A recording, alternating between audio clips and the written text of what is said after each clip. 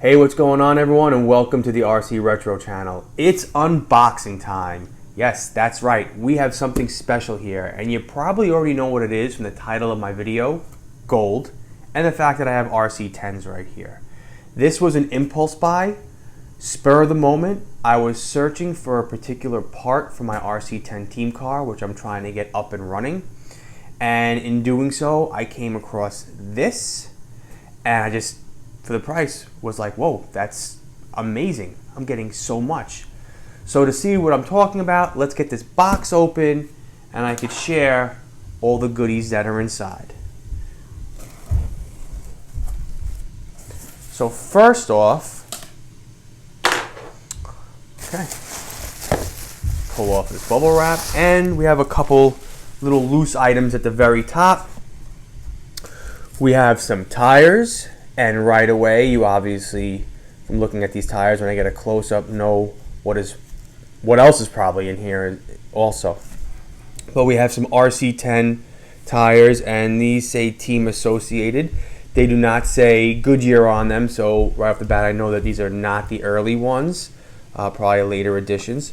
But we also have some other tires on here, which I'm not too familiar with. Advan. Get a close-up of those. There is a, oh, here we go.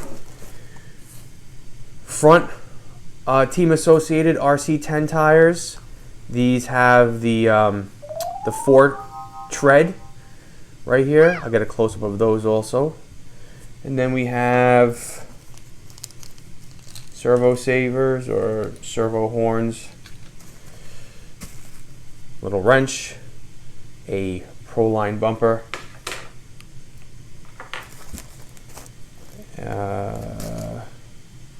Looks like a Tamiya plug, but in red. I never saw that before. And it's not Tamiya, GH products. I don't know. Just must be something the seller threw in. And here is, what's this? Oh, a motor. Oh, I'll share that in a second.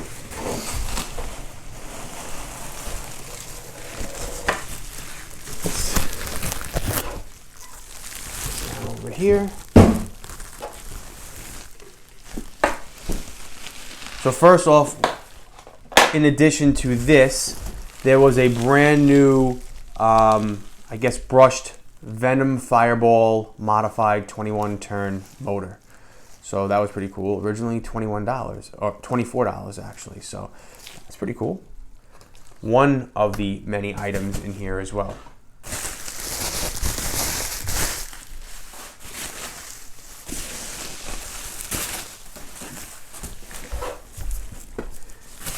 Yes, it's another RC10. And what I can tell you is, I wasn't sure from the pictures, but it is a later RC10. It has the address on here, Cadillac, and not Edinger. So let's open that up and check it out.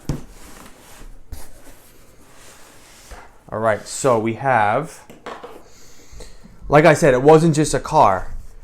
And before I start taking everything out, I just want to say that for the price of just the car as a roller, I got all of this. So, you know, RC10s, especially gold pans, vintage ones are ridiculous money, whether they're in not the greatest condition all the way up to the greatest condition. I mean, completely scratched up, very dirty, needs a complete restoration. You know, these things start at auction and in very used condition go for more than $200. And new ones, like vintage ones that are new or in excellent condition, are anywhere from $600 and up. At least that's what I see on eBay, right? But I got all of this for less than what some of those beat up used RC10s are even starting for. So when I saw this, I just had to jump on it, and right away it was like best offer, which was even better because I got it even cheaper than what the gentleman was asking for. So that was awesome. That was like one of those things where the moment I saw it, I didn't hesitate. I purchased it. So all right, back to what's in the box.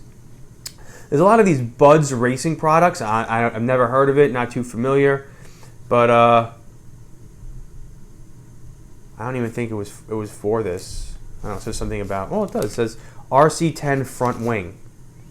So then we have a whole bunch of these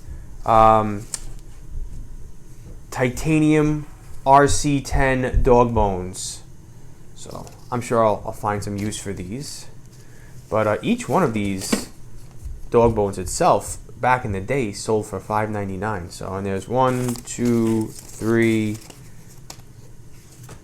4, 5, 6, 7, 8 of them here. So,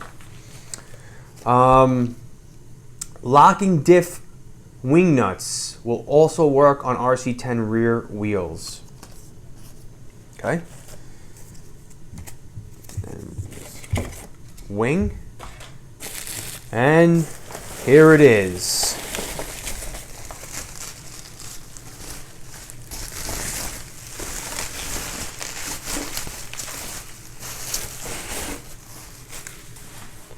All right. Ooh. Team Associated RC10. This is a Cadillac, I want to say, based on what the box is. Before I get to this, just a couple more things in the box. The original Associated motor, and this says right on it Cadillac Avenue. So again, something else in the box that tells me that this is not an Edinger. This is a Cadillac, a later RC10. And we have the tear-shaped wing up here. I forgot what these are called right now off the top of my head, but the early original Edingers had diamond-shaped ones like you see on here. These are the tear-shaped ones, the oval ones. So, and then this is what I thought was pretty cool. A Novak T4 Speedo, and it looks brand new. Nothing dirty about this. There's no dirt in the holes here where you do the adjustments. The Tamiya plug is white and not even oxidized yellow. It is super clean. It has the original leads on it and everything. So I'll get a close-up of this. The only thing it doesn't appear to have is the what do you call that up here? Oh, why am I drawing blanks for everything? The heat sink that goes on top of here. So I'm sure I could find one of those and just slide it on and get it on. But this is awesome right here. So, and what's even cooler, that the original manual comes with this. Now I get all my manuals from, I believe it's Competition X online, where you can get a lot of the vintage Kyoshos and RC10 Team Associated manuals, but I do not have an original manual until now. So this is just all the parts, and this isn't the actual original manual, which makes my life so much easier than looking on Competition X's website and looking at the small little thumbnails to put these together. And interestingly enough, I'm looking through here, and I mean, wow, look at this. I mean, it's not just pictures, but there's like written paragraphs exactly what you need to do to the T in here. Now I know like a lot of Tamiyas, the manuals are very easy to follow because they have everything laid out step by step with exploded views for each step. This does not. These are actual pictures and written explanations of what you need to do. So it's a little bit harder to follow, but still doable nonetheless. But definitely cool that I have this manual now. Wow, amazing. This is awesome. I was not expecting this, so super cool. All right, onto the car. All right, let's pull this off. Interesting body. All right, what do we have in here? We have some foam wheels on here, actually foam tires. And, oh, I didn't even realize that. I thought this was a, of course. Again, don't see everything in the pictures, right? Picture angles are very deceiving. One of the reasons I was attracted to this RC10, even though it's scratched up on the bottom, and I'll show you, was that there was no additional drilled holes, at least on the bottom.